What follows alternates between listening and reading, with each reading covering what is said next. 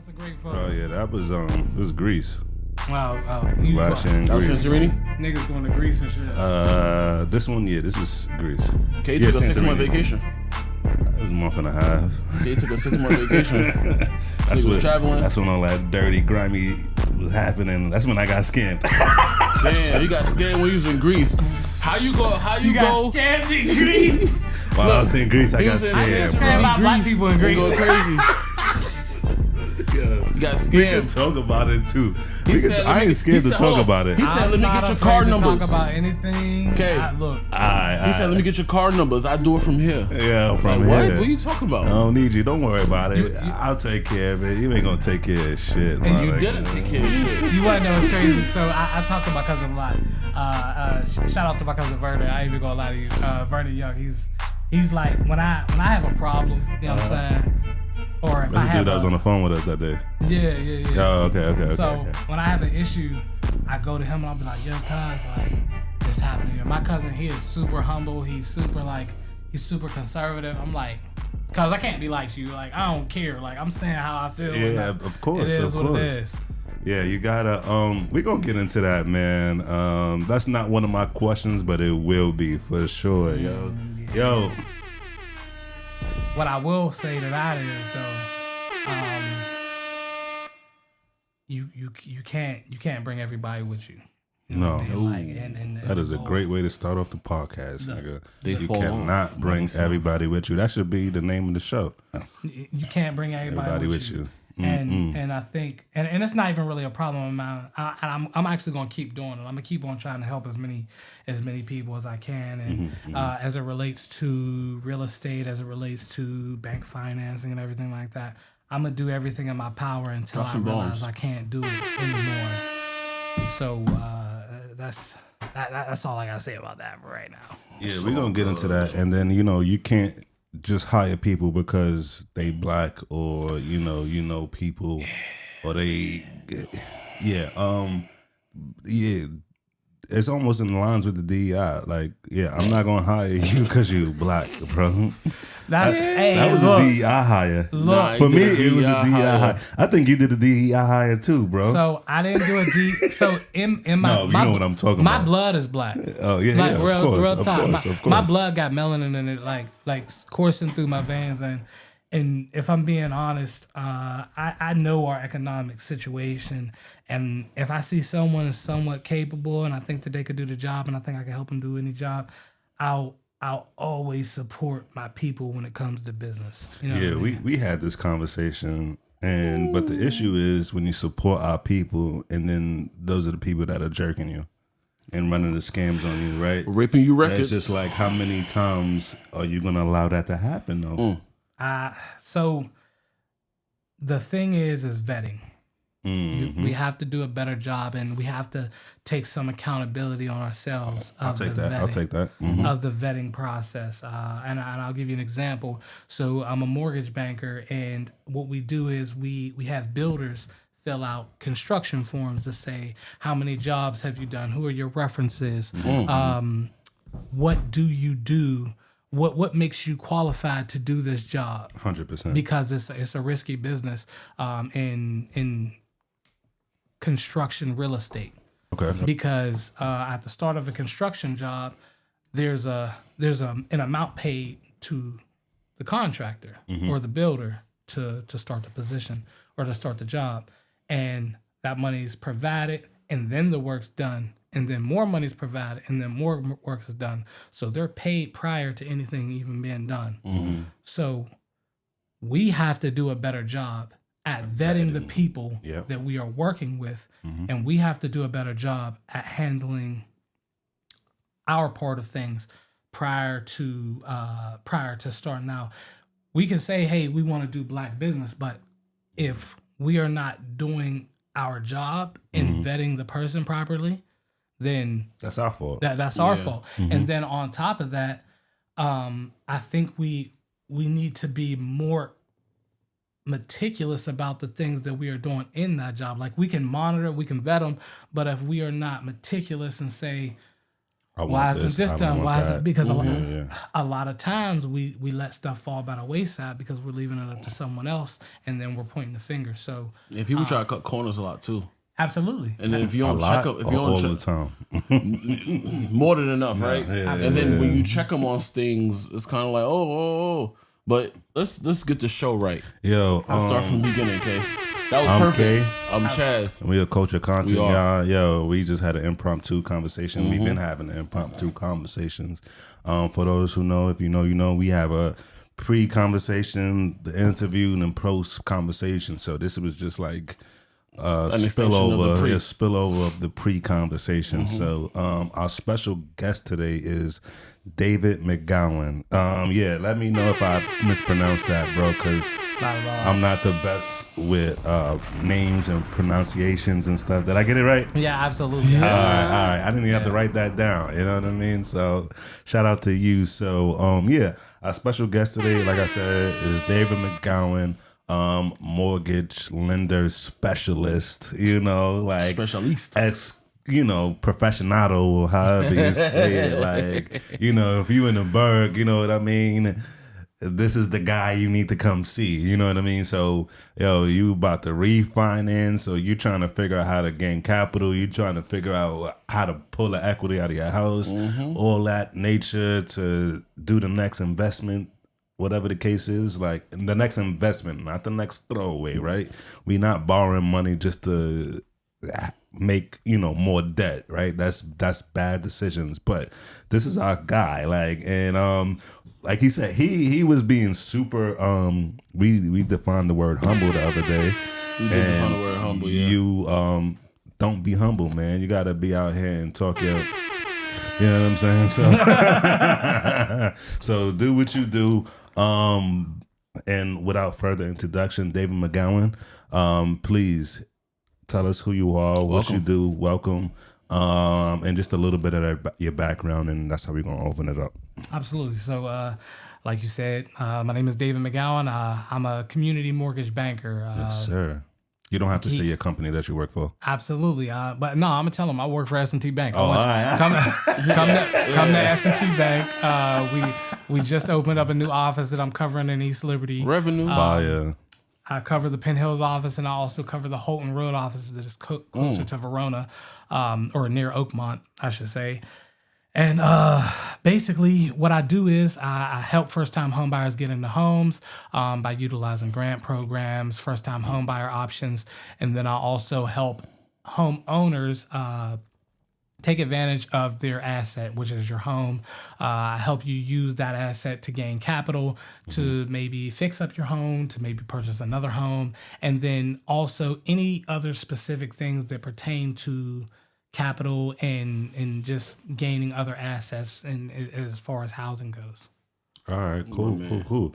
Yeah, that was a great opening introduction. So we definitely gonna get into all the details about that. But first and foremost, I want to ask you what got you inspired to be in this industry to begin with, and then we're gonna go into the details afterwards.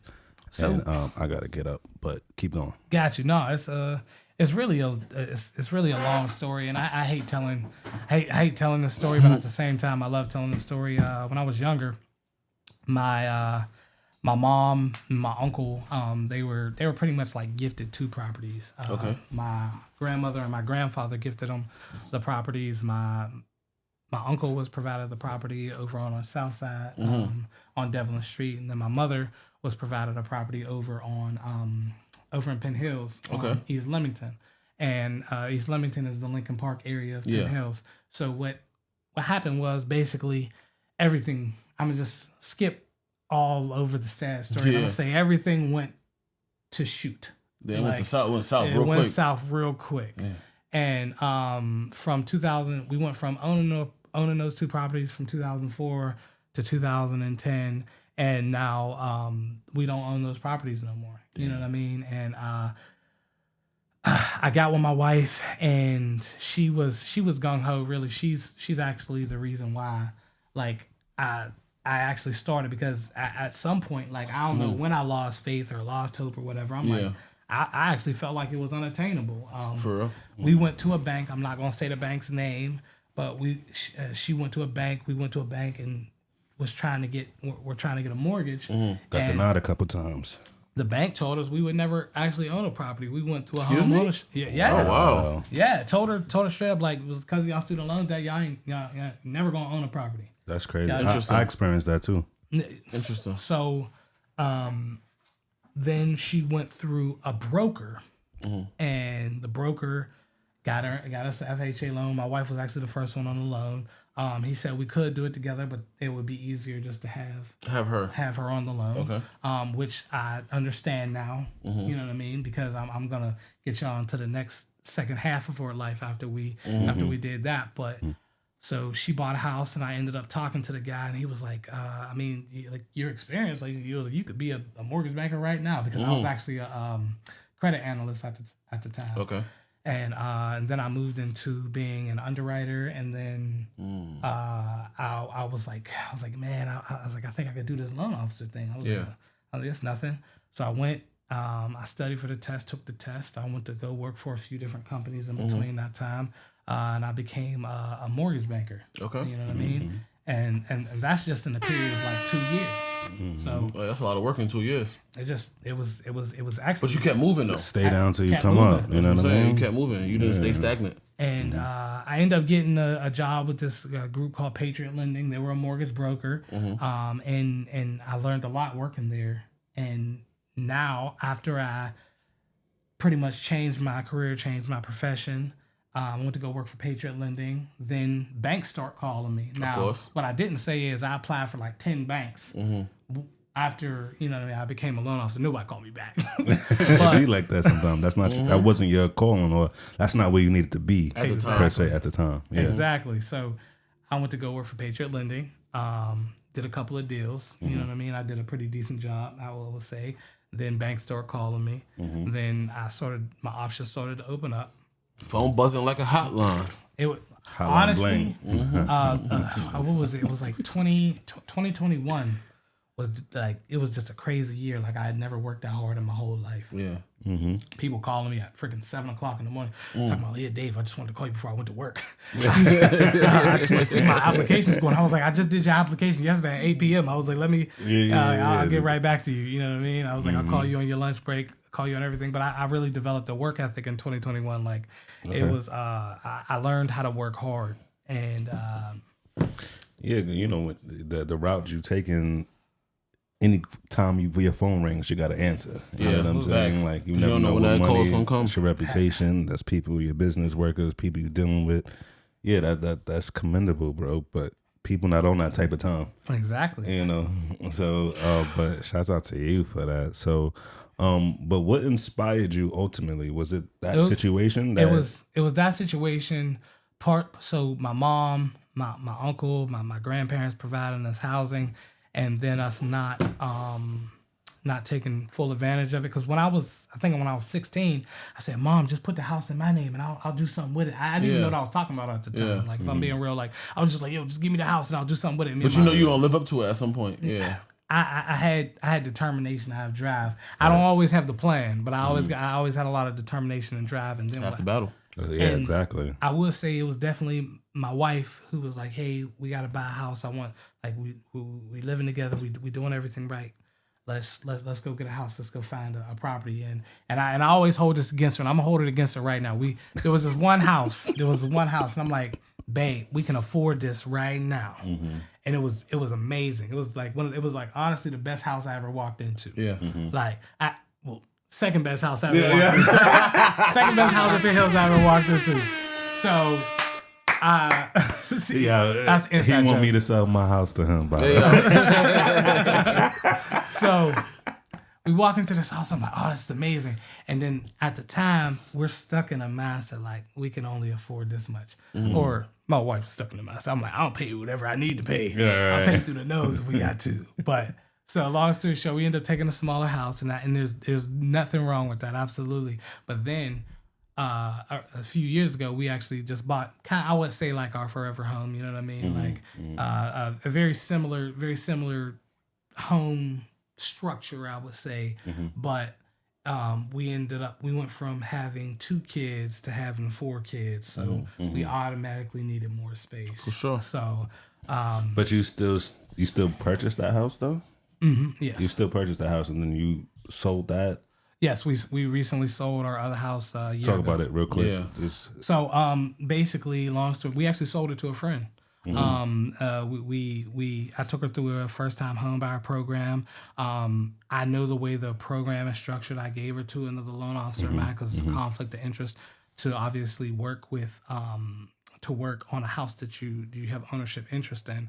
So I gave her to a friend. I pretty much drew out the lines for him. I said, she qualifies. Here you go. Here's the program. I was like, go to work. And we got her closed in 60 days. She got a $14,500 grant. You know what I mean? But when you live in the area, like it's nothing. You know what I mean? Like it's just it's honestly as easy as breathing. It's just if you have a clear path, then and you let them walk down the path, and as long as the person wants to walk down that path, it's going to be a pretty easy stroll. Right. I mean, pretty easy. Right. There's I a mean, lot of work there's that goes into it. There's still work that goes into it, Don't but take that that's lightly. pre-work. You know what I mean? You gotta put that work in. If I walk up to you or if I say, hey, how you doing? My name's David Mcgowan. I'm a mortgage banker. You looking to purchase a house? You say yes, and I'm gonna ask you a few key questions. I'm gonna say, what do you do? Where do you work? You know what I mean? What's your credit score? How much money do you have saved? Right. And from those 3 questions, I can pretty much Kind of tell where they at, where they stand. easily. It's not even like a question. Like if you tell me you have a 700 credit score, I'm just using that as an example. You told me you have $2,000 to $3,000 saved, and you make $50,000 a year. First, that tells me $50,000 a year, you can get a grant because the income limits are set at a certain amount. If you have a 700 credit score, that's way above what we require at S&T. We only require a 620 credit score, just to let you know you get the same interest rate. 620. Yo, fix your credit regardless, but you heard him. 620. Fix your credit regardless. But 620, that's your number. Anything above that, you got a chance. Exactly. My bad. Go ahead. And $2,000 to $3,000 lets me know you got enough for hand money. You have enough for your appraisal. It lets me know that you have enough savings and you have the ability to save, even if it's just that amount. You can make something shake for real. Exactly. Yeah. So when they have this 2-3, is it for a FHA loan? What type of loan are they getting? So you can get an FHA loan. But we have a special purpose credit program somewhat like, or I'll say not a special purpose credit program, but we have a special program for first time home buyers. It's actually a conventional loan. You only need 3% down opposed to FHA's 3.5. It comes with a $3,000 closing cost assistance credit. And then also there's no mortgage insurance where FHA carries MI and like more fees. So yeah, just because you broke all that down, can you explain explain that the grant part difference too. between the FHA loan, the conventional loan, and a VA loan? That definitely, this question came a lot earlier than absolutely. than I wanted to give it, but you already on the topic. So yeah, can you just briefly, obviously interest rates are part of the difference, right? Interest Between rates are part of the difference. These different loans, but can you just like elaborate just a little bit more on the difference between those 3 things? So right now at S&T, we actually do not even partake in FHA loans right now. Like we have a special purpose credit program. If you can get an FHA loan, if you have a 620 credit score, then we're taking you through our specialty product. Period, point blank. Like there's no. But if you were comparing them, our conventional loan is technically called a portfolio loan. That's a loan that we hold on our books separate to like the market. You know what I mean? Like if we give you a regular conventional loan, we're gonna sell it off to Penny Mac, Fannie Mae, or whoever. Right, and let them deal with it. Exactly. You know so that's why. So when I bought my house, my mortgage loan had changed like 3 times. Exactly. They sell your loan, and you have different mortgage services. And why is that exactly?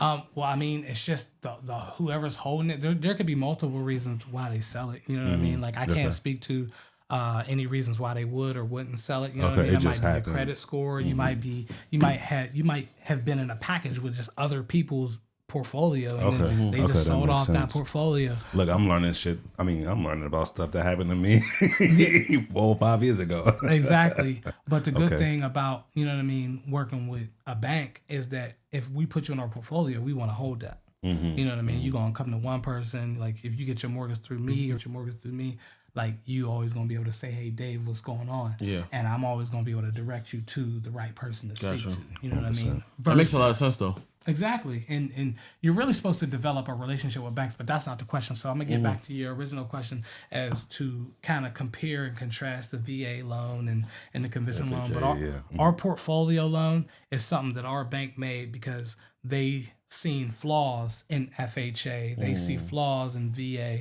They see flaws in conventional. And I'll tell you those flaws.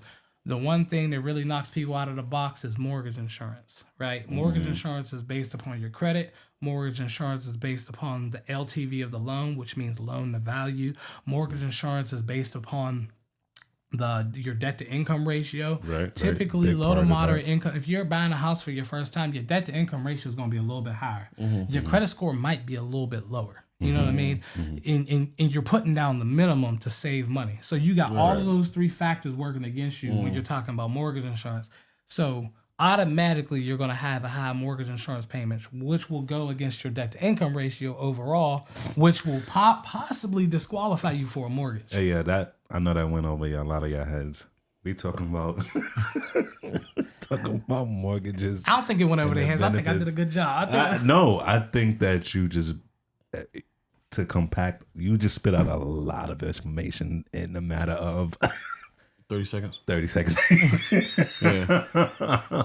Like we appreciate it. My bad, bro. But You all good. So No, but all like basically everything has an effect. It could be good or it could be bad for whatever you're doing. Correct. Exactly. So yeah. And then if you want to talk about like when you if you were to sell your house right now, or Not to you, you. Not to you. no, look, I'm not going nowhere, bro. I'm just saying, if you were to sell your house right now, would you go with an FHA buyer or are you going with a conventional buyer? Conventional meaning all cash. No, not conventional. Just meaning conventional loan, based upon what you know. And I'm asking you this question purposely. So, based upon what you know, because most sellers don't know anything about mortgage loans. I'm not even going to sit here and act like it because I haven't sold any of my properties, not once. You know what I mean? I'm strictly buyer rehabbing right now, and I honestly say I don't know, but I will say if the money is right, you know what I'm saying? Whoever got it, it's going to clear sooner than later. My money ain't or funny.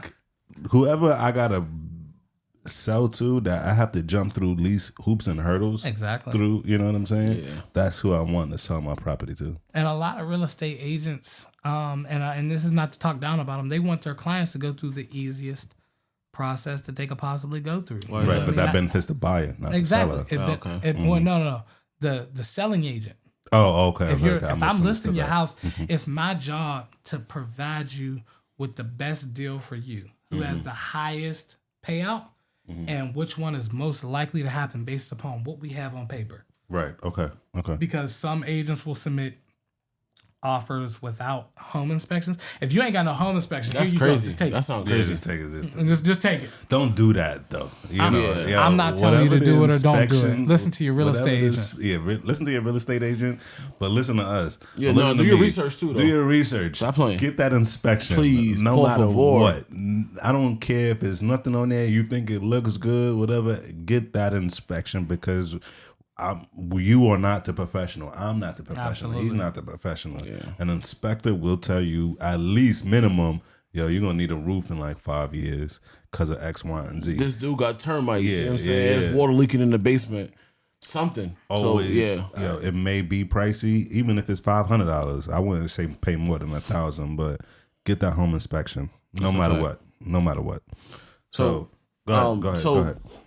is there a difference between the closing costs and all three of the loans that you spoke about? You said the FHA, the conventional, and the VA. I know the VA, basically, if you're a veteran, that comes from that, correct? If I'm not mistaken.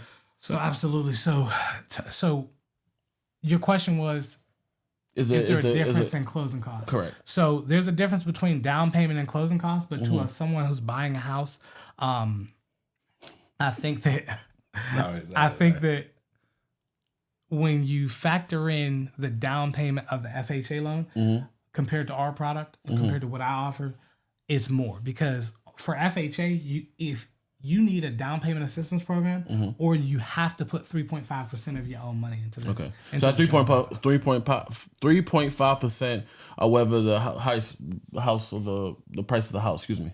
Yeah, So exactly. if you get a house that's what, say 200,000, you got to put 3.5% of that. Exactly. Got you. So, and I'll just use an example of 150,000 because that's the one I just did on my phone real quick.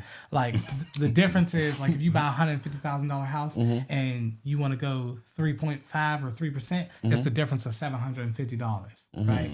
But then with FHA, your mortgage loan amount is actually going to be higher. Why? Because they factor that into the. No, they factor in mortgage insurance. Okay. They do a finance mortgage insurance. So I believe it is, I haven't done an FHA loan in like 2 years. So I believe it is 0.0175% of the loan amount. So what'll happen is, and everybody always tell me to stop doing this, but I'm gonna do it anyway. So if you get an FHA loan, We do what we want. That's our show. you're gonna get a loan amount of $193,000, and that's the loan amount, not the purchase price. But if you buy a home for $200,000 and put down 3.5%, you're gonna finance $193,000. But they're also gonna factor in 0.0175% of that, which is $3,377, $50. and then they're gonna add that to your mortgage. What's the 0.175%? That's finance mortgage insurance. Okay. So they're going to finance mortgage insurance into your loan, and you're also going to pay a monthly premium for mortgage insurance. Right. So you always need you're that. paying it twice. That's messed up. It's not messed up. Am I paying it twice? I'm probably paying it You got twice. FHA loan? No. Oh, I mean, you're not paying it twice. All right. See, there you go. Okay. You learn something new every day. That doesn't apply to me. That makes All sense. right, cool, Okay. Cool. So, Yeah, cool. all right. So now, you got your house, right? You lived in it for 5 years. 5 years. Right. Okay. Now I want to refinance. You want to refinance. It depends on what the market is. What was your interest rate when you started out? Low. It was low. So say it's low. Let's just say it's low. Let's go with COVID. Let's go COVID. with COVID price. 2.4K? 2.5. 2.5. Don't touch your interest rate. Don't touch it. Don't touch it. So don't even refinance then. If you got equity in your house, and you need money, go ahead and use it. You know what I mean? But just be prepared to make 2 payments. You know. But here's the thing, though. In my opinion, don't pull out equity of your house if you're not investing into something else that's gonna make you more money. Yeah, no, you shouldn't just Right. invest it. You shouldn't just pull it out if you ain't got no plan. If you just, Right. I'm gonna just go to the club, or I'm gonna just buy a new car, then that don't make no sense. 'cause You you wanna throwing away invest to money. make money. That's a fact. Right. Investing into money, pull out the equity that's gonna make you invest it into something that's gonna make you even more money. Because, like you said, you're gonna be paying now 2 bills. And nobody's higher interest, and nobody's paying you for that. Like, make people pay you for that. And I'm not gonna take out, like, if you want to do home renovations and bring up the equity in your own house. Absolutely. I think that's a good investment. But if you're talking about just taking out the equity just to Spend? Are you taking the equity out to fix up your home to sell it for more than what you purchased it for, or are you just taking it out for aesthetics? Because if I'm being real, aesthetics don't give you the value. Aesthetics, Speak on that, they though. kind of do. They kind of do, but at the same time, like, you can't change the marketing in your neighborhood. Like, you can, but you are limited to what things are selling for in your neighborhood. If you have the best house in the block, I'm pretty sure it'll get you a little bit more cash. But if the top house is beautiful, it's beautiful, if the best house in the block and it's exactly comparable to yours, and the key thing in there is exactly comparable, because if it's not 3 comparable, bedroom, 2 bathroom, 3 or bedroom, whatever the 2 case bathroom, 1,500 square feet. Square footage. You know what I mean? Like, you're not going to get that much more than the top house. Now, if the market shifts and something happens to where homes are like COVID, like homes are going for $100,000, $50,000, $60,000, $70,000 over asking, that can be a big factor. But you just making the kitchen look a little bit better, that's not going to do it. Right. But if you had the kitchen, the bathroom, the roof, you know what I mean? You need a roof for a house. Regardless. So I like, people's like, I put a new furnace in there. I'm like, it's only gonna get you but so much. needed. Yeah. No, it's not even that. Like, can you run the house without a furnace? Like, was your previous? Why'd you put a new furnace in there? Was your furnace broke? Like, Yeah. that's So that's it's my like some question. things is capital improvement, but at the same time, it's also necessity. Like Exactly. you can't. So yeah, you Got definitely to need a balance roof. that out. You need need a a kitchen. furnace. You need a kitchen. Kitchen, Now, But if you bathroom. update the kitchen or you put a new bathroom in there, Absolutely. that can help bring the That can help make sure you keep your property value at the peak property value. Mm-hmm. But it's what we're talking about is putting it over that top house. You know what I mean? Is it gonna go over that top house? And I'm just like, maybe it will, but maybe not that much. So what's some of the things that you can do to put your top at the peak point? I say a view. I didn't mean to answer that. Oh, for no, you. go ahead. A view. I mean, outside of like the bathroom and the kitchen, I feel like those would get you to the top of the asking price, right? But those are, like you said, certain factors that you can't. It's only but so much you can get from that, right? I would say But- economic upgrades. Right. So like things. But if you got a view in your backyard, yeah. that's gonna be like that's gonna put it above. If you have a backyard, yeah. Like, you know what I mean? If you got a brick, If you have a backyard, but the things that like energy savers, like, you know what I mean? Like you got Eco green type stuff. exactly. Or what are they called? The solar Eco-friendly. panels. solar panel. Okay. You got brand new windows that saves you $50 on the heating bill, $60 on the heating bill. You got a what is it called? The driveway, the heated driveway, Yeah. stuff like that. Like you know, That's to fancy. me, that'll get you your top. Ain't dollar. nobody doing out, said out a here. snow with Ain't milk. nobody. Ain't nobody. I low key need that. I need a heated driveway. I was in my driveway this winter, like I need a heated driveway. Yeah, because like yo, I don't mean to change the topic, but like all my driveway picks up like everybody's like leaves, everybody's dirt, everybody's everything. I don't know what it is. It must be the way the driveway is. Yeah. I literally gotta clean up my driveway just because of that. Cause like somebody driveway, they blow a whole bunch of trash and everything, but for whatever reason, it gets stuck in my Found shit. out a way to get Yeah, over it there. gets You got stuck. the black driveway. Yeah, I got that. Hey yo. Let's put it over And his yard. they be looking at me crazy like this nigga ain't clean up his driveway. again. Meanwhile, it's your It's the fucking debris trash. from everybody on this trip. Crazy as hell. I'm about to go clean my driveway as soon as I get home. I got 2 Amazon boxes just sitting at the peak of my driveway. I'm like, oh man. All right, well, let's switch pivots a little bit. So, say if somebody's in the market, right, and they're a first-time home buyer, but they also want to get rental property. How would you go about doing that?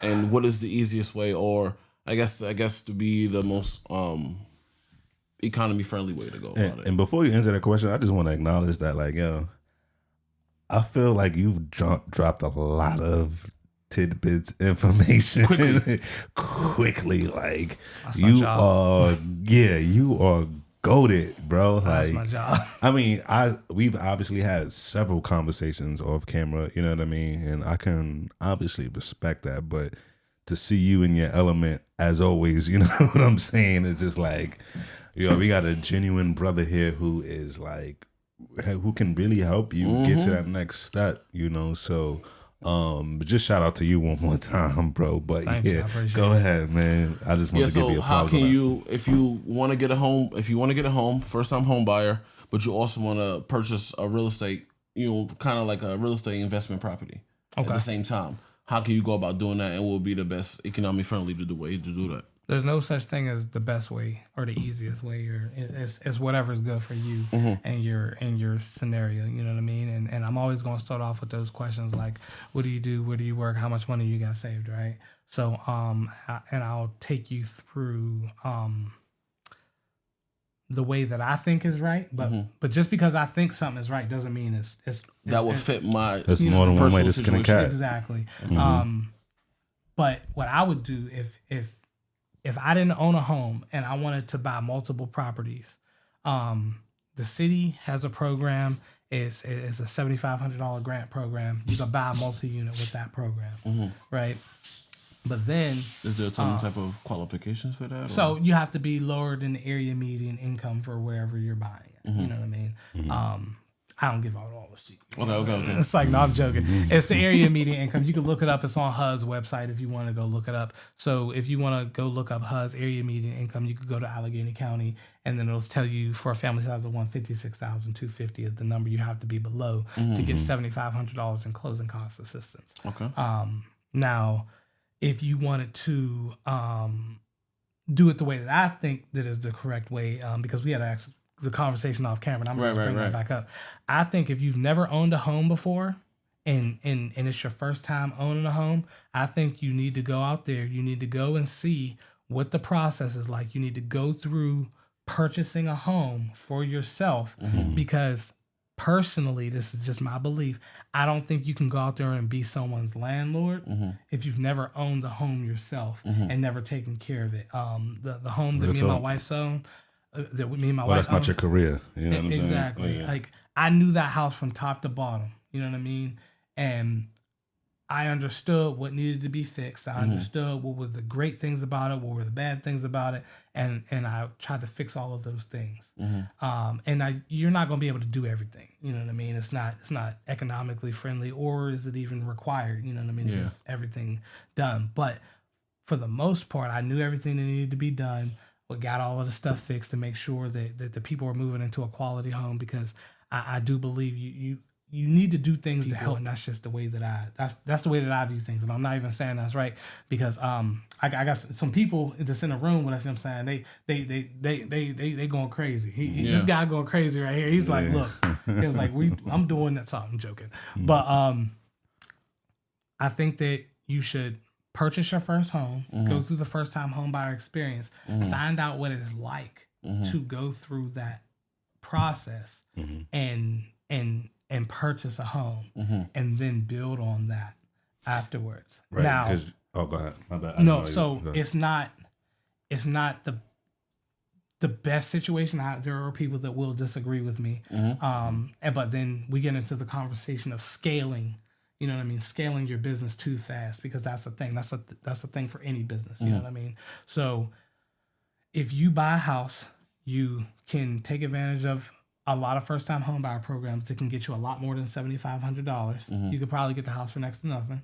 And then what you're doing is you're moving into a property, probably paying what you can afford, and you can still save money. You know what I mean? And then you gain equity in your property, and then you can use that equity or utilize bank programs such as, and I'm going to keep on saying that's our S&T program, because for ours, you actually don't have to be a first-time home buyer. As long as you're looking to move into that property as your primary residence, you could keep on going. You know what I mean? So, and then real quick, how long do you have to be in that property before 12 months. It's just a year. 2 years. Okay. 12 months. Yeah, exactly. Okay. And then you could go refinance and get another one. So you don't have to refinance. You could just go get another one. You know what I mean? Okay. But the plan is, and the thought process is when you're moving out of that one, you put a renter in there, and then you move into the new one. Right, because somebody got to pay that mortgage. Exactly. You know what I mean? And guess what? If we do that, then I'm like, okay, if you got a renter for us, draw up that lease, and then I'm gonna use that income so it's not affecting you on your new purchase. Okay. You know what I mean? So your debt to income ratio can stay in line. Does that make sense? Yeah. All right. Yeah, So y'all learning here, because this is what I do. This is what you do. this in is your what I personal did. life. Like we didn't do it. We don't just like, I did it. Like that's my life right now. You know what I mean? Like, but at the same time, the way that others will tell you to do it, like I see a lot of guys like on Instagram, and you see these little clips, and then actually it somewhat Trying to sell you bothers an me. ebook. Yeah. It somewhat bothers me just a little bit. It's like, yeah, so what you do is you go out and you get an FHA loan, you go buy a multi-unit property. And what you do is when you buy that multi-unit property, now you got 3 doors, and now the bank is going to allow you to use. They miss so But many. from my understanding, you can't variables. buy a multi-unit with a first-time home buyers. So first, forget the word. So what I'm gonna tell you is forget First home buyers, you should be able to buy anything. Forget the phrase first time home buyer. Okay.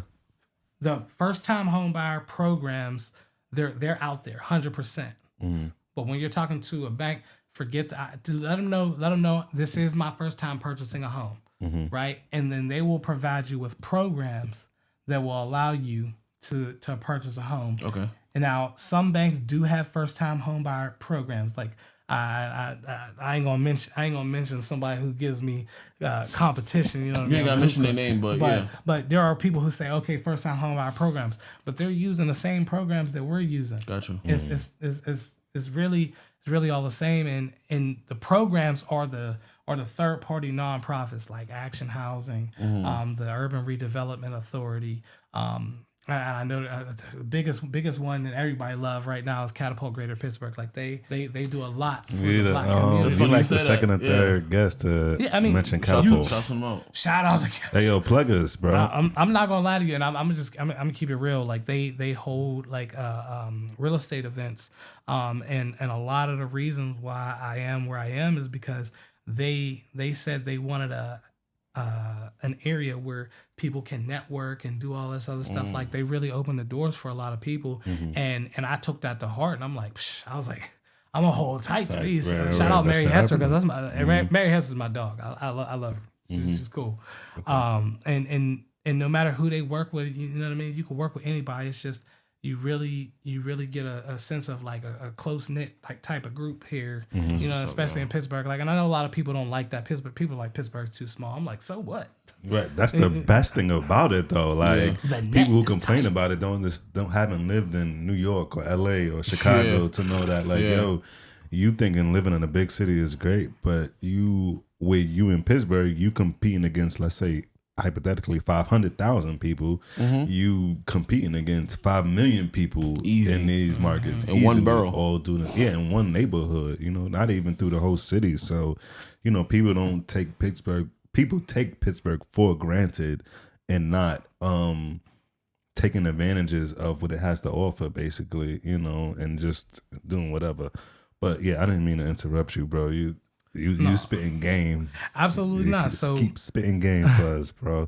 But there's lots of ways that you can go about it. But the way that we were just talking about is buying a multifamily unit home with an FHA loan. And I seen like my cousin, she sends me a lot of stuff on like these little TikToks and everything like that. And they actually bother me because they only tell you a part of the story. Yeah, I mean, clips only can tell you so much they can put in the video, but like a lot of people, you have to rely on your research or rely on the experts like yourself. Do me a favor. That can tell you that. Go on Realtor.com and look up a 4-unit home. Realtor.com. Go to Realtor, Zillow, whatever. Just give me a. Well, I go to Redfin because that's what I be on. Redfin. Give me the price of the first 4-unit property you see available, and I'm gonna tell you what's gonna happen. I promise you, we didn't look this up. What's going to happen is this is on the spot. Yeah, he got us doing this on the spot. Multi-unit is 2 to 4 unit. That's a duplex. Give me a 4 unit. You want a 4 unit? Give me a 4 unit. And the reason and what's going to happen? Yeah, you can give me a quadplex. Give me a 3 or 4 unit. And what's going to happen is if the 3 or 4 unit is cheap, it's going to look like garbage. Yeah, probably. And it's not going to pass the FHA loan inspection. And then if the 4 unit is actually in good shape and it's in that 15206 zip code in East Liberty, Shady Side, all that, it's going to be $400,000. Easily, because they gave it all. That's 180. The nooks and That's a crannies. duplex. That's a duplex. And you know what? That's actually a good one. Got to change your filter for a second, bro. No, I googled it. I googled triplex. Oh, okay. Oh no. Okay. You see that price? Exactly. 625. Is that a 4 unit? 625 is crazy. And it's already contented. What it says? 2 unit. It's only a 2 unit. It said 2 unit, but one is a 3-bedroom and that's a 6-bedroom. Yeah. So we're looking at houses for y'all right now on the spot. For a quality one, like what I'm saying is, it's gonna be expensive. Like you can't even find a 4 unit on there for real. Nah, you probably can't. You know what I mean? Like find a 4 unit for me and you're gonna get a $400,000 house. But my point is can your debt to income ratio handle that 4 unit property? Right, that part. part. And when you use an FHA loan, I'm gonna give you a little secret. They don't give you 100% of that rent if you're a first time. Like if this your first time buying, they're only gonna give you 70% of your total rents. All right, real quick. This is a 5 joint. 5 unit. Oh, I mean 5 units out of the. So just to let everybody know, I'm a residential mortgage lender. That's commercial. Residential is 1 to 4 units. Okay. So you can't even find a 4 unit right now because ain't nobody. Nobody's selling that for that low. I mean, for that price. Exactly. So what I'm saying is, there's a lot of things that they don't tell you, and you're probably like, I'm not saying don't do it. You should, because you should be looking for the best situation for yourself. If you can afford a 4-unit property, if you can go and look at it and be like, hey, this is what I want to do. This is what I can do. This is what I can afford after your mortgage banker tell you what your monthly payment is and everything like that. Look at it like if you didn't have a tenant in that property, because there's going to be a time where you don't have a tenant. There's going to be a month. You got to cover that cost. Yeah. You know what I'm saying? Like that part. They're just out there telling people to do it. You know what I mean? Not thinking about like the drawbacks that happen to people. And I'm not saying you should go into everything thinking that something bad is going to happen. But you need to think about the worst case scenario. Absolutely. Facts. That should you be have like to have in a your game forefront. plan for that. Exactly. Like, and all like you don't want to go into the situation thinking negative. You just want to go into the situation prepared. Exactly. For worst case scenario type of thing. So, I just think that people get in the midst of these ebooks and all of that, or like these online influencers or whatever, right. And they thinking like, oh yeah, I could just buy this ebook and figure it out. I mean, in my experience, the best way to do that is just to get in it yourself. Like, there's like ebooks can guide you, but until you experience it for yourself, you're never gonna know the ins and outs. You gotta, like, no ebook is gonna tell you what to do when your water valve bursts. You know what I mean? Mm-hmm. Or no ebook is gonna tell you, oh, all your main water locations should have shut-off valves to them. You know what I'm saying? So, absolutely. Just a lot of great areas that are just like you said. Oh yeah, I can go and get this loan and this and the third, or I can do this with the property. No, don't do that. I say it, and then more importantly, like you mentioned, your financial situation is not everybody's financial situation. Exactly. So people may say, "Oh, that's not a good idea," this, that, and the third, but understand what works for them may not work for you. It may not work for you, and vice versa. You know what I'm saying? So, So yeah, you dumped, like I keep saying, you dumped a lot of information, a lot of knowledge. How is inflation influencing mortgage rates, and what should buyers consider when timing their purchase? So, I mean, what I will say to that is I don't have a perfect answer for that. And I don't think nobody does right now, because right now everything's so volatile, like in the market. Housing stock is low. Interest rates, or I think that there's 5 tiers of interest rates, right? Okay, break it down. Most people don't know, like, back in the day they was paying like 15%. You know what I mean? That's a high interest rate. That's crazy. But also with that caveat, homes were selling for like 20 grand back then. Right. You know what I mean? That's low. That's nothing. You know what I mean? That's 20 grand is crazy. 20, 30, 50. Shoot, if I get a house for 50 grand, I'll pay 15%. 100% I would. I promise you. Yeah. But I'm taking that. There's 5 tiers of interest rates. There's low, high, there's mid high, and then there's high. Like, to me, there's a certain threshold where it's just like, all right, because anything after 7% is just high to me. Like, but then is it high? Is it? Because I always say this, when you think about your credit card's interest rates, it's 29% you're paying. That's crazy. That average credit card is anywhere between 27 when you and think 29. about the price of money, when you think about the value of money, that's high. Yeah. But you got 29% interest rate on your credit card that you buying miscellaneous junk for real. The reason why you got 29% is because them is low balances. You know what I mean? When you talk about a 30-year mortgage high balance, did you look at your amortization schedule? Amortization schedule is how much it shows the breakdown of your mortgage over a 30-year period. You got 7%. Your amortization schedule is crazy. I carry a mortgage calculator on my phone. Yeah, talk about it. You gonna pay? Here, let me see if I can get it pulled up. Yeah, you ain't got a mortgage calculator in your phone. You ain't. What are you doing? It's real. So let's just got it too. Let's just talk about $150,000 purchase with a down payment of 3% at 6.875. But most people ain't got $45K to put down a down payment. Exactly. Nah, most people ain't got 45. So, and that's why and this is your amortization schedule. If we start right now in 2025, this is his job, yeah. It's you're gonna pay, what is it, on 150,000, your balance in 2025 is gonna be at the end of 25 is gonna be 144,608. So 150,000. Hold on real quick. You got going over there, bro. You breaking down everything. What was that one? No, that's 1.5. So you're only paying off $1,000 in 2025 because your balance will start off at 145,500.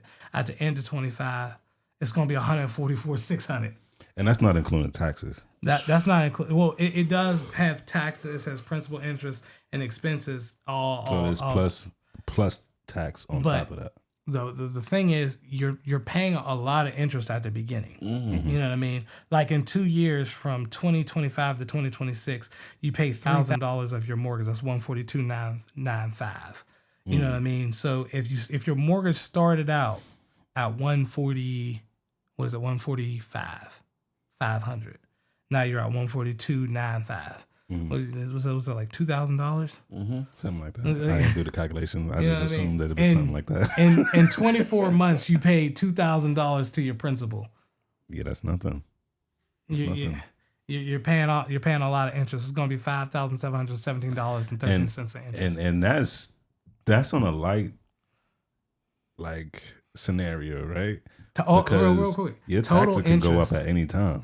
Total interest $194,235.68. That's out of 6.875. That's how much you're paying over the life of the loan, the total amount, and that's not including the principal balance, or including anything you do with the home. That's nothing. You know what I mean? That's not including the insurance, the maintenance, anything, utilities, all that. I think that a lot of times we're not allowed to talk about specifics, but as it pertains to a mortgage, if I'm given scenarios, that's a real scenario. You start off at 145,500, and it takes 30 years to pay that back. You're paying 195,000, 196,000.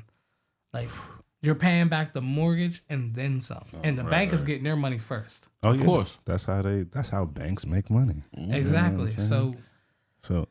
But that's not to discourage anybody to do it. That's to explain the rate calculation. Right. Because you're gonna pay somebody. You know what I mean? You're gonna always pay somebody. So don't let that discourage you. Most importantly, but I think we got to take an official break.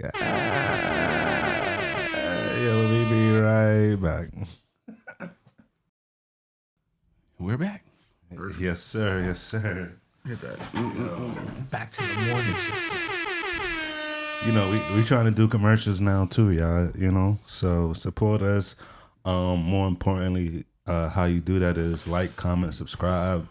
All the platforms. Facebook, Culture Content, Instagram, TikTok. That's it. Culture Content. Facebook, Instagram, TikTok. Yeah. If you see anybody else, we the only black people up there as Culture Content, so you can't miss us. The young dapper gentleman. Hey, hold up. Follow me at mortgageloan_daddy on Instagram. mortgageloan_daddy. Yeah, well, there you go. Well, one more time since we're here now. Tell them your tag so we can get, good. Because I feel like that was it's mortgageloan_daddy. Or you can follow me on Facebook at David Mcgowan. My man. Okay. I said at David Mcgowan. That was weird. Well, it wasn't weirder than what you just said. Follows. Said, I don't even want to say it. Well, look, just to let you know, there's a reason why. Padre, so I had 20 deals. So I was at Patriot Lending. I told you the story earlier. I was at Patriot Lending, and I had 20 deals in my pipeline. And they're like, "Are you sure that you just started doing this?" Yeah. And they was like, they started calling me. So, and back then I was getting commission. You know what I'm saying? I was getting partial, but I was getting commission. So I got 20 deals, and all of them is looking good. You know what I mean? Like, how many of those did you actually close? 20.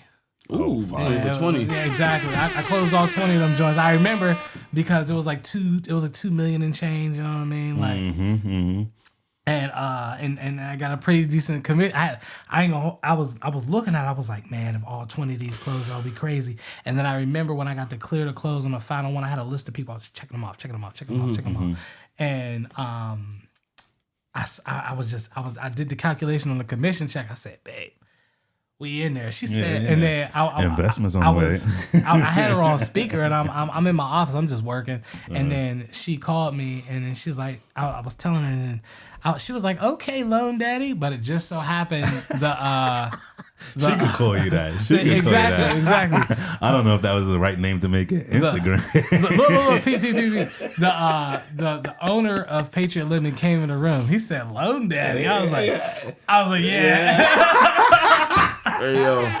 So that's lit. So they start calling me LD at work. Loan daddy. So then, now you got loan officers walking around talking about loan daddy. It was like more like application daddy. You take a lot of applications. I was like, nah, they hate it. I was like, no. He said, just admit it. Just admit it, yo. Yeah. I ain't gonna say no names. But I was like, I had to ask the one dude. I was like, who's the head this month? Yeah. And then he was like, I was like, oh yeah, you are in applications. I was like, how much of volume you got? I was like, 5. Oh. That ain't nothing. That's light work. So would you call me again? What's my name? I ain't gonna say it. Well, we gonna get right into it. Listen, you've been giving us a whole bunch of gems. You done answer a lot of questions that we didn't even ask, that we was gonna ask through conversation. And you've been doing an amazing job. So, shouts out to you for that. Shouts out to what you do for the community. And my bad. Make sure y'all rewind this back, man, because... You're going to have to. Yeah, I feel like I got to watch it back because I feel like I missed questions or didn't get the whole grasp of everything, even being in it, you know what I'm saying? So...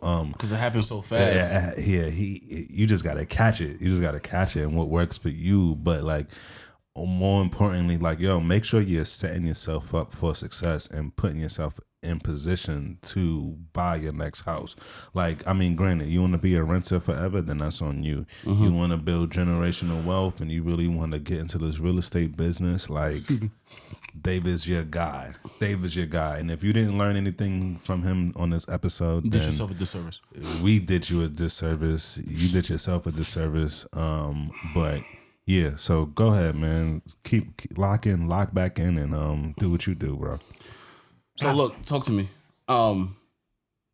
You say you just you close 20 deals at one time with this one company you was working with. Can you share a success story of somebody that refinanced and everything kind of just went the way it's supposed to?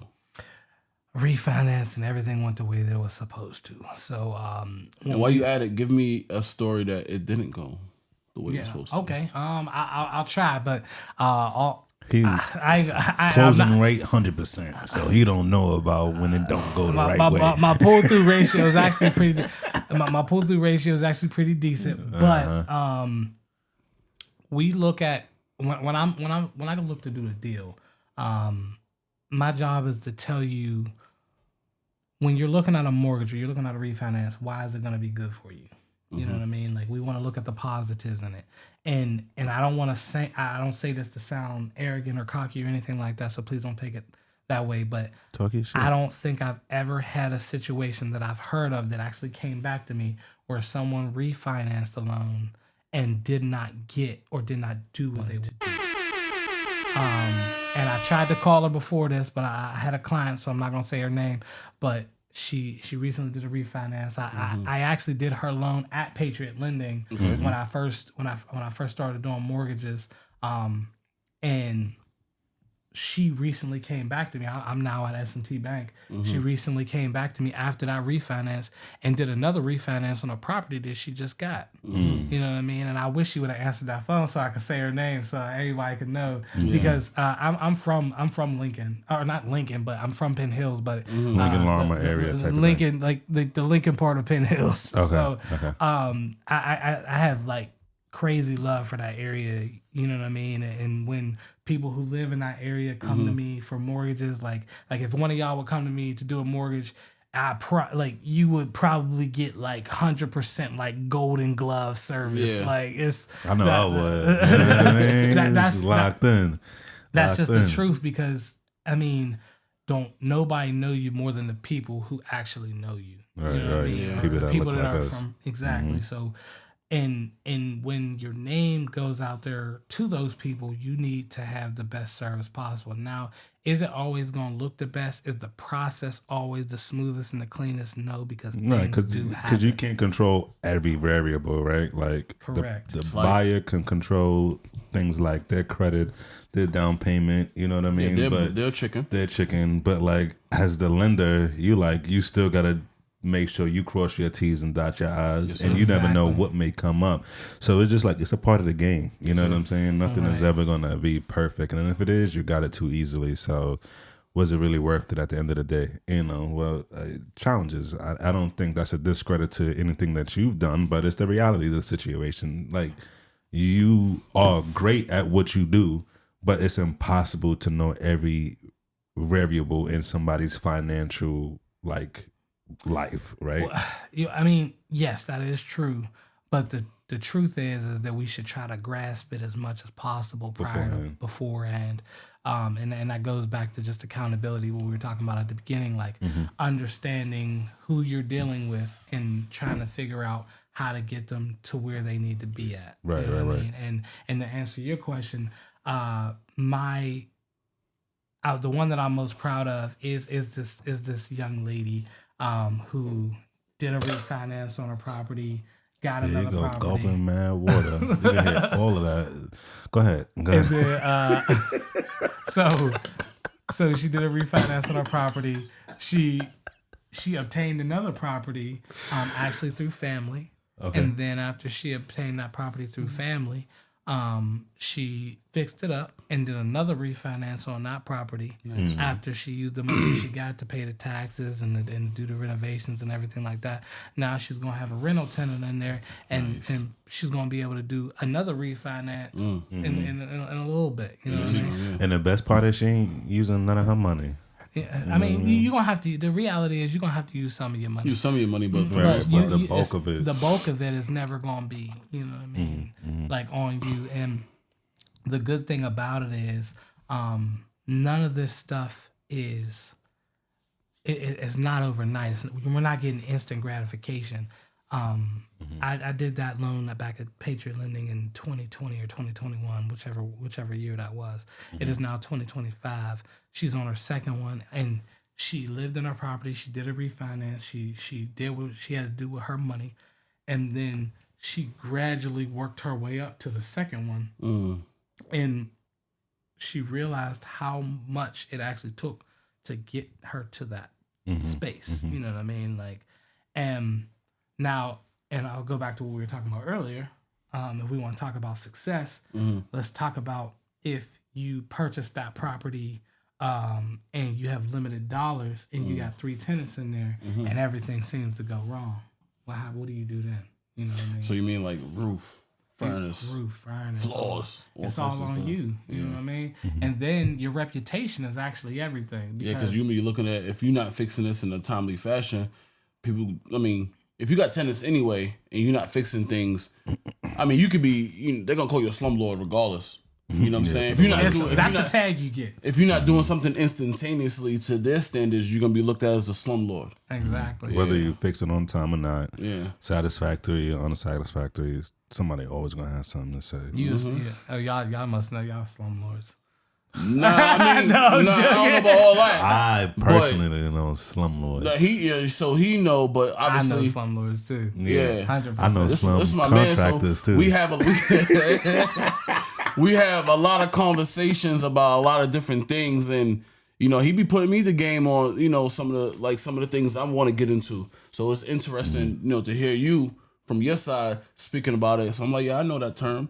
You know what I mean? Oh, I know the X, Y, and Z, but yeah, there's a lot of slum laws, a lot of slum contractors out there that state they can do X, Y, and Z, but can't deliver on A, B, and C. So if you can't do what somebody asks you to do, man, just be upfront with it, man. Why not? All right, since we here, for all those that are watching, and I'm gonna crack the But real quick, before you say what you're about to say. Before we hop off, where I'm going.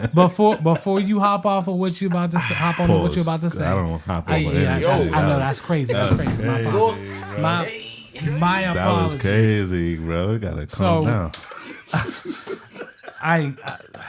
Look, what I'm about to say is this. If you move into that property, and the one thing we mentioned it earlier, we were talking about risk. All contractors ain't great contractors. Like, and that's the truth. Like, that's really what it is. All contractors ain't great contractors. And then you also have to be very specific about the stuff that you want done. Scopes of work. Exactly. So if your scope of work is an A1 and you are now you're managing a project that has to get done for your property, and if you make a mistake, it's all on you. You know what I mean? Like, and your tenants don't care about your mistakes. They don't care about, oh, I'm sorry or anything. They care about, do I have I have a quality place to live? So that's what you have to worry about as a landlord. And I don't discourage anybody from doing it, but I absolutely encourage personal responsibility. I absolutely encourage you walking through the mud to kind of get to the other side. Absolutely. What I mean? Like I want people to actually go through those situations before they try to just jump into it, because that's the quickest way to failure. Yeah. So before we dive into it, so you have rental properties. Yes. Correct. You dealing in that space. So me and my wife actually. So you buying distressed properties right now? No, I'm not actually not doing anything right now. I'm a whole. Well, you have. In the process. So we spoke about this a couple of months ago, but being from the culture, we feel like we have to keep it in the culture, right? And then you try to, for the lack of better words, just help out another fellow person in the culture, you know what I'm saying? Get to where they need to be, but then they end up jerking you. Can you explain your experience, the pros and the cons, like you just mentioned, you know what I mean?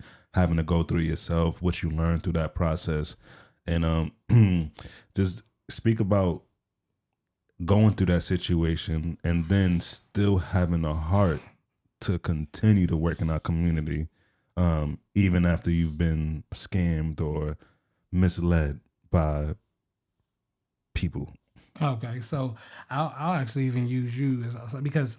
No, you gonna use my situation? No. I'm not gonna use your situation. I'm gonna use you. I was about to say I just needed to know when I needed to jump in, but go ahead. Absolutely. No. I'm gonna use you as a person, right?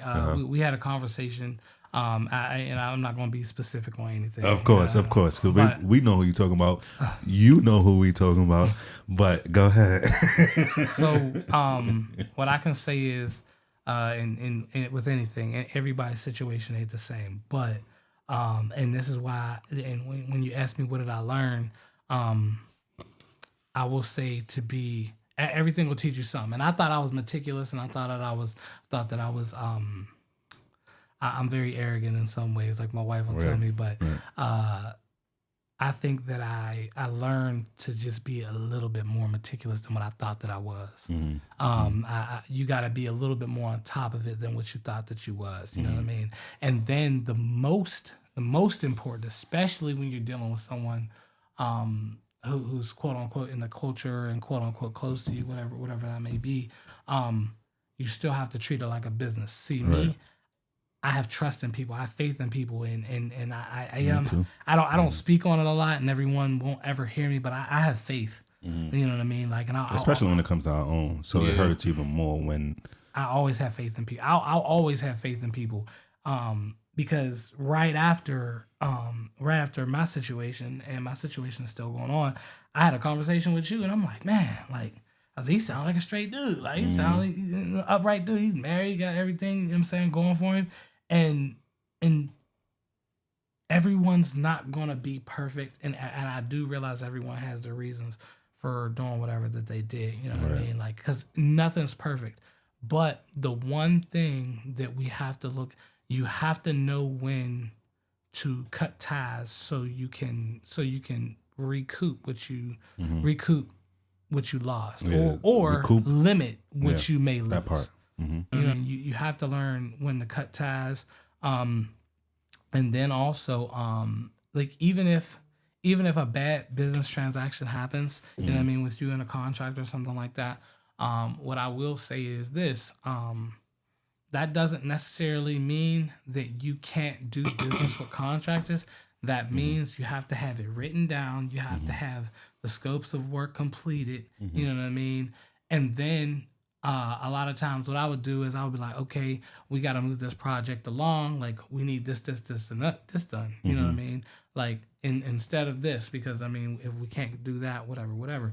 But what I will say is, I'm not saying don't give nobody no grace, but don't give nobody no grace. Right. I am saying Check you know what I mean? You have to get what you need. Because it's your money, done. it's your loan, it's your everything at the end of the day. Yeah. And I know I just contradicted myself, but I mean, I just have a jokey joke type of personality. But you have to be 100% upfront with what you need, how you need it, and when you need it by.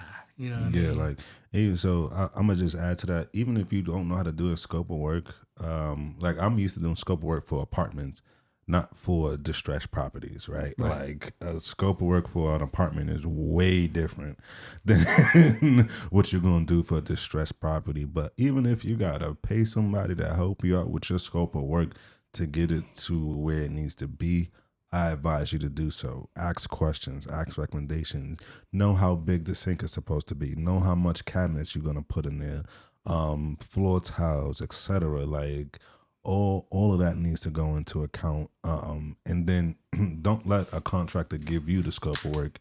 You give them the scope of work and do what you gotta do. So Excuse me? Yeah. That was crazy. That was crazy. That was crazy. So make sure you know all your scopes of work and just do your due diligence. Like he said, it's not up to the contractor because that's where you make your pitfalls, you know, and then make a contract that works for you. Add deadlines, you know, when your deadline is not passed, what benefits do you get, right? Like, do you get any money back? Do you recoup any funds? Who pays for these expenses? Do you pay less? What happens with change orders? You know what I mean? After that scope of work, you know, make sure you get your certificate of insurance from these people, your W-9s, you know, because that's for tax purposes. You got to know, your tax person got to know, like, yo, who did you pay this to? And you're not just giving out free money. So, I mean, in all that, I would say the biggest thing is get your paperwork in order. You know, even if it does take you an extra 2 months or whatever, whether it's delaying your house or before you do whatever the case, if it delays it just for you to get your paperwork, trust me, do it. Because if you don't pay for it on the front end, you're gonna pay for it on the back end. Yeah. And then that's just the facts of life, you know, and not. The most expensive is not always the best. The cheapest is not the best. Find that medium. Right, you know what I'm saying? Yeah. You get that medium, that's what it's for. Try out Rocket Lawyer. Like I go online and I use a lot of like online services. But try Rocket Lawyer. That actually like saved me. Like all you gotta do is go to Rocket Lawyer and then you tell them like, yeah, I want an agreement to sell or whatever. And that'll work. Oh, you fixing my mic. I'm not talking into it. My bad. Yeah, I don't know what happened. But I can still hear you though. Basically, the paperwork and that's the vetting. That's still a part of that vetting process that we were talking about earlier. The vetting process and making sure that you have a quality person, because once you put something down on paper, that person's going to let you know who they are. That they're going to say, okay, this, and this. And they're going to ask you questions like, hey, are you sure that you want this? Because this may affect something, you know what I mean, in the process. And then they'll give you guidance, you know what I mean? Right. But the last thing that you want is for someone to just come in and say, all right, this is what we're going to do. Cool. And then do it and not kind of give you a breakdown of what's being done and not kind of be transparent. Transparency is key, you know what I mean? You want to make sure that they're coming to work and getting the stuff done when they're saying they're going to do it. in my experience, and this doesn't happen with one person, it's happened with a few different contractors.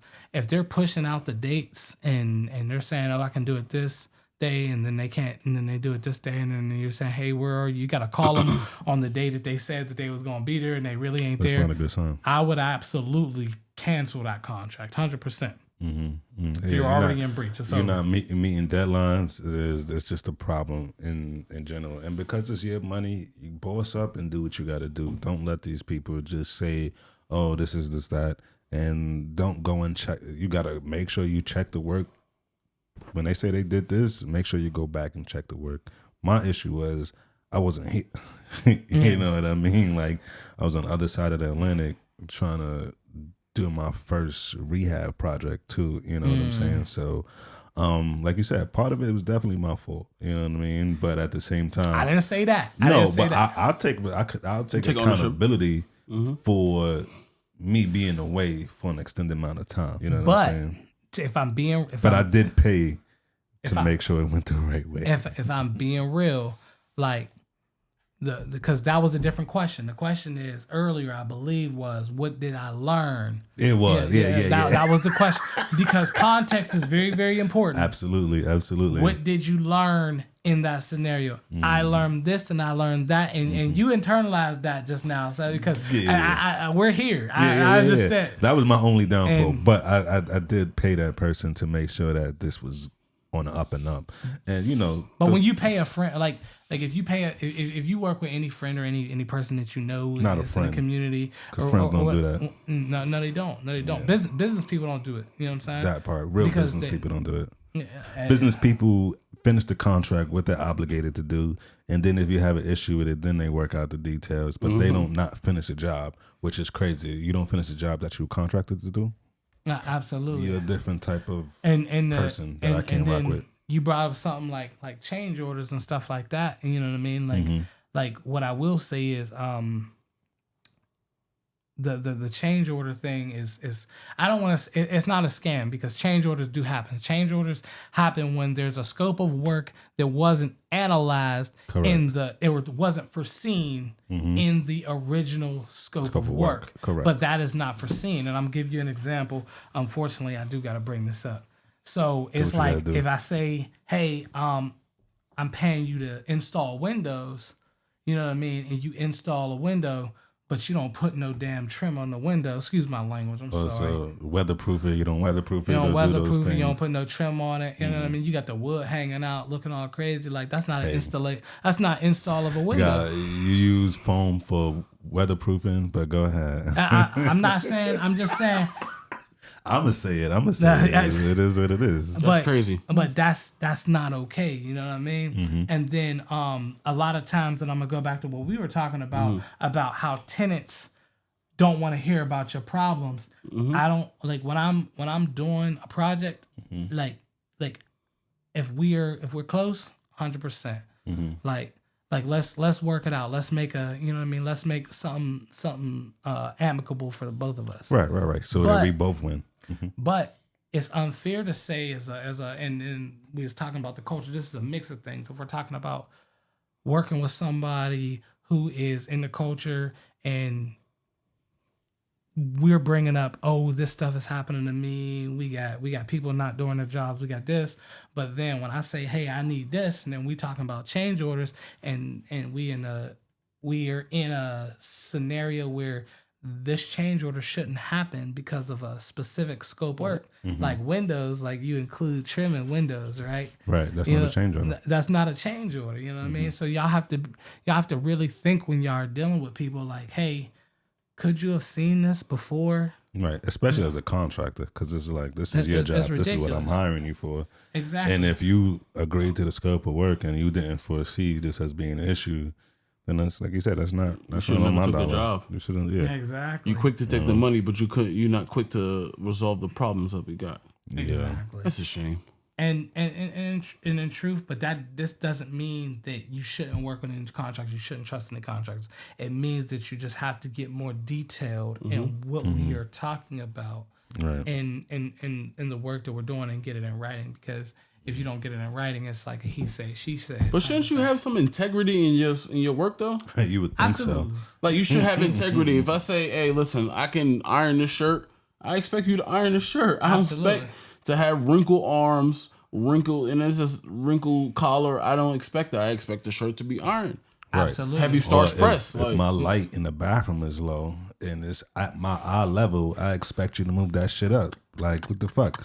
You know what I'm saying? She don't have to go back and tell you to make it a standard light fixture or make it at a standard height or up to code. But then that'll tell you, those red flags will tell you if they're actually carpenters, if they actually are doing shit by code, because it'll be those little red flags, you know. Especially by the code, the minute your contractor lies to you about finishing something that they didn't do, you know, and your roof is leaking and you contracted to fix the roof and it leaks again, you didn't do your job and then you lied about it. You know what I'm saying? Yeah. Like, yo, you cut ties. What I would say The second is, they lie to you, the moment you peep it, cut them. it gotta, and unfortunately it gotta be like that. But to what you said, my mom used to tell me, and this is the one thing that like my mom, this will always replay in my head. Mm-hmm. No matter what you do. You are what you are, player. No, That wasn't it. It's not it. My bad. You try to be the best at everything. Like, try to be the best at whatever you do. Okay. Yeah. Perform at your best ability. high speed. And if you don't have that quality, unfortunately, I don't want to do business with you. That's it. And if because all of it is business. No matter if it's contracting, no matter if it's loan originating, like your communication and your demeanor have to be on point. Absolutely. And you have to be able to understand that you may not always be right sometimes. And I understand that I'm not always right. Like I've been wrong so many times at work. I'm not gonna be wrong no more. Right. You learn from that. Yeah. And I wish I could talk to you about behind the scenes conversation to tell you like how meticulous I am with like reading mortgage guidelines to make these work for the people that are trying to get the mortgage. But we wanna work with people who have that integrity. They want to do a good job for you because they want that. At the end of the day, I'm not saying that they should want a pat on the back. But when you do a job, when you do something like y'all do this, and I'm pretty sure y'all go back and y'all look at it like, yo, that was fire. Absolutely. Like, that was, like this episode, Feeling Big Fire. and honestly, I always want to do the job of someone who's always going to get people to come back to him and say, hey, Dave, I got a mortgage from you. My daughter wants a mortgage now. Can you help my daughter? 100% I can help your daughter. Like, Right. I want to be the dude at the bank. I want to be the person at the bank that you come back to. I want to be the person that everybody looks to and say, hey, Dave can help. Not because I want like gratification or anything like that, but because I know in my heart, and I say this not to be cocky again, but there is nobody that'll help you better than I will help you. And that's the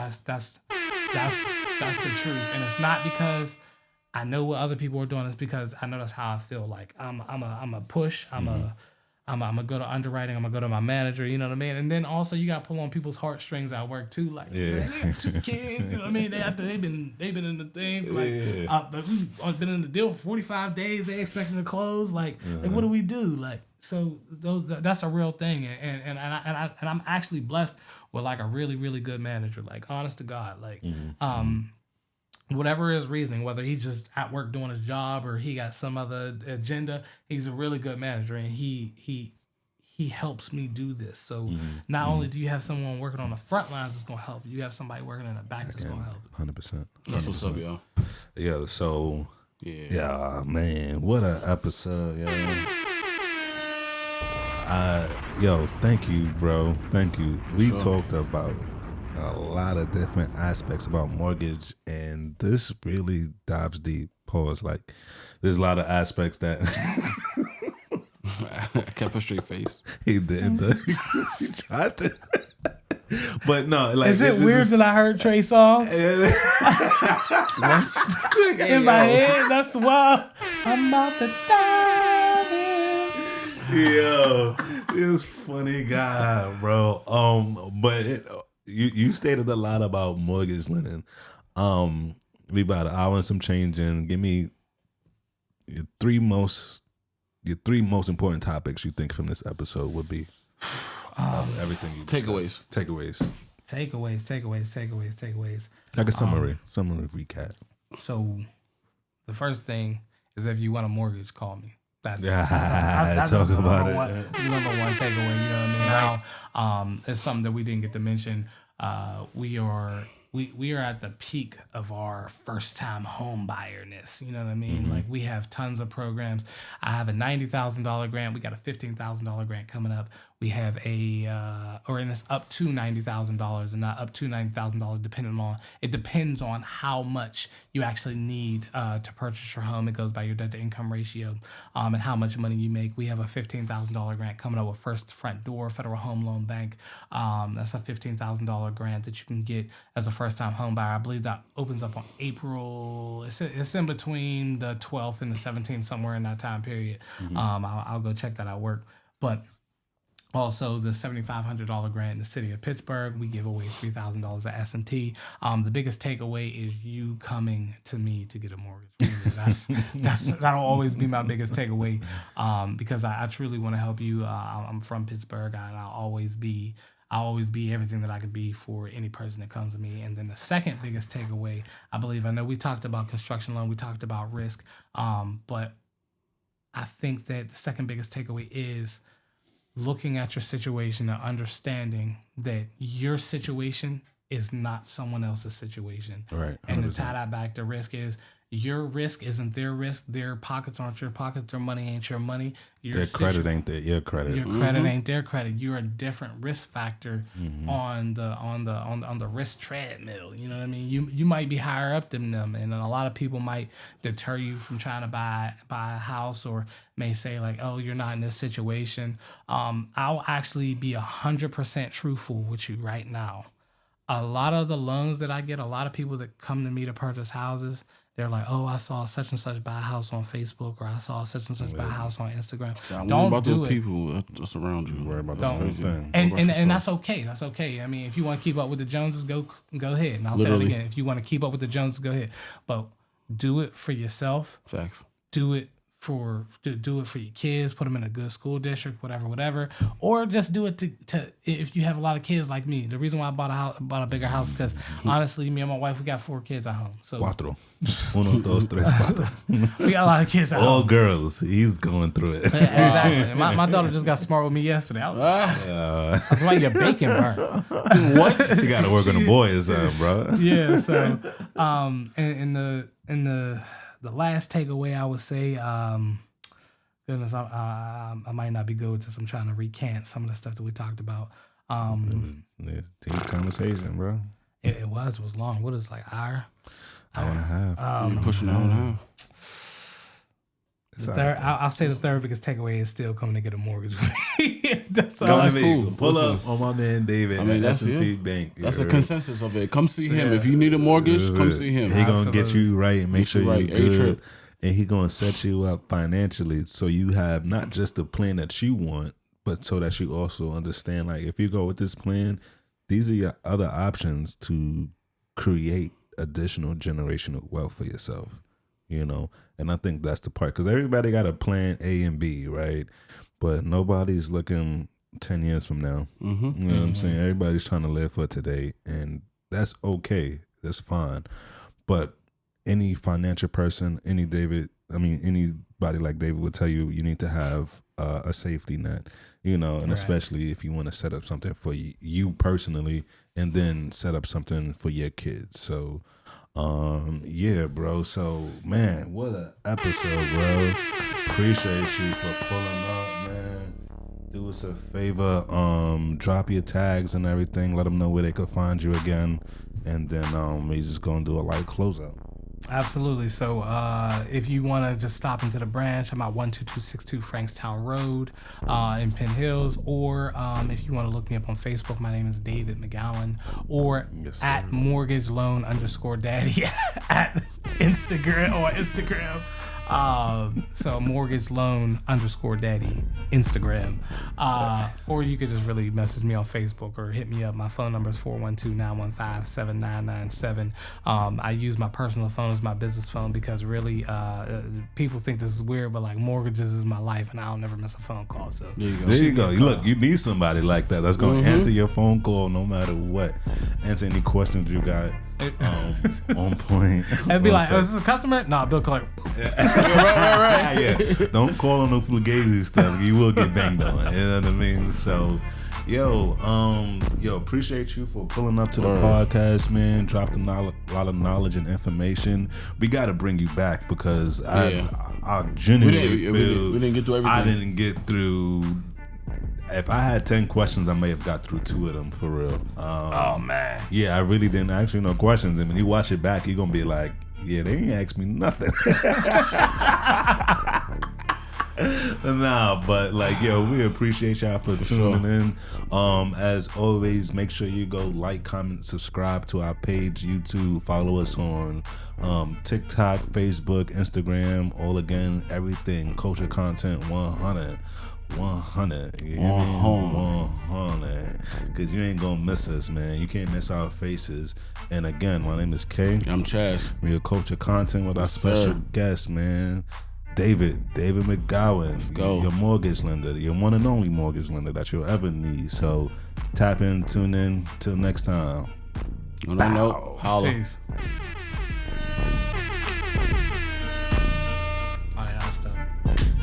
Appreciate you, bro. Oh, that's beat and stuff. Hey, like the beat? Yeah. It's about to get changed recently.